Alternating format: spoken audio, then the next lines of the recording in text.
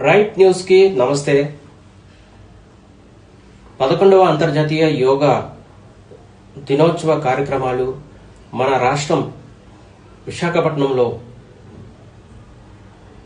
RK beach నుంచి భీమిలి వరకు ఈ యోగా దినోత్సవ కార్యక్రమాలు చాలా ఘనంగా జరిగాయి. ఈ యోగా దినోత్సవ కార్యక్రమాలకి ముఖ్య అతిథులుగా మన దేశ ప్రధాని నరేంద్ర మోడీ గారు, మన రాష్ట్ర ముఖ్యమంత్రి నారా చంద్రబాబు నాయుడు గారు, మన రాష్ట్ర డిప్యూటీ సీఎం పవన్ కళ్యాణ్ గారు ముఖ్య అతిథులుగా విచ్చేసి ఈ కార్యక్రమాన్ని చాలా వైభవంగా ఘనంగా నిర్వహించారు. ఈ యోగా దినోత్సవానికి 5 లక్షల మంది పైగా రావటం జరిగింది.